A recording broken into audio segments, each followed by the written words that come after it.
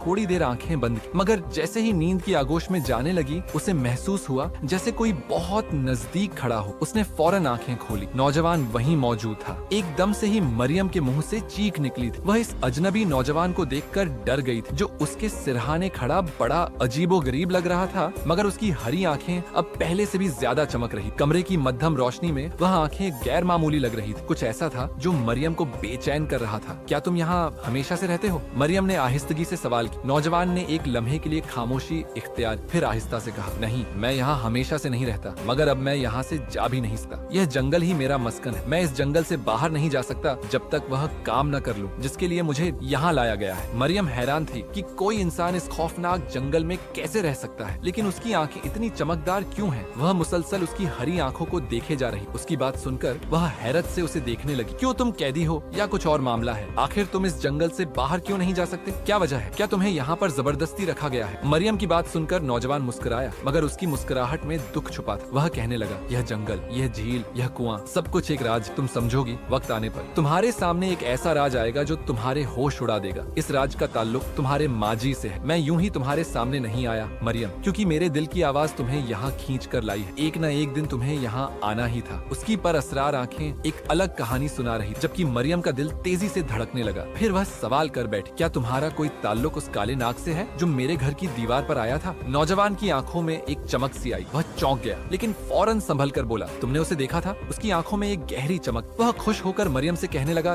देखा, मैंने कहा था ना, तुम मेरे दिल की आवाज समझ जाओगी। मुझे यकीन नहीं आ रहा कि तुम पहले से ही मुझे पहचान गई हो। यह सुनकर मरियम हैरान रह गई थी। फिर वह कहने लगी, मैंने उस नाग को देखा जरूर था, लेकिन मुझे एक बात परेशान कर रही थी, क्योंकि उस नाग की आंखें बिल्कुल वैसी ही थीं जैसी आंखें मेरी हैं। मेरी आंखें भी गहरी हरी हैं, जबकि उस नाग की आंखें भी हरी थीं, और मुझे इस बात पर परेशानी हो रही है कि तुम्हारी आंखें बिल्कुल मेरे जैसी हैं। न जाने क्यों आंखों को देखकर मुझे इनमें एक अजीब सी कशिश महसूस हो रही है। मरियम ने इस बात में सिर हिलाया। नौजवान खामोशी से खिड़की के पास गया और बाहर देखने लगा। फिर उसने मध्यम आवाज में कहा, वह नाग तुम्हें कभी नुकसान नहीं पहुंचाएगा। उसका मकसद कुछ और है। वह तुम्हारी जिंदगी में ऐसे ही नहीं आया। शायद तुम्हें याद नहीं होगा कि उसे देखकर तुम्हारे वालिद शेख मोहम्मद बेहोश हो गए थे। उनका बेहोश होना यूं ही नहीं है, इसके पीछे एक गहरा राज छुपा है, और जिस दिन तुम्हें यह राज पता चल गया उस दिन तुम्हारे होश उड़ जाएंगे। अब तुम ही हो जो हमारी मदद कर सकती हो मरियम, इसलिए तुम्हें यहाँ पर बुलाया गया है। तुम खुद यहाँ चलकर नहीं आई, बल्कि एक कशिश है तुम्हारी और उन नागों की जो इस कुएं के मकीन है। यह सुनकर मरियम हैरान रह गई। वह हैरत से कहने लगी, क्या मतलब है?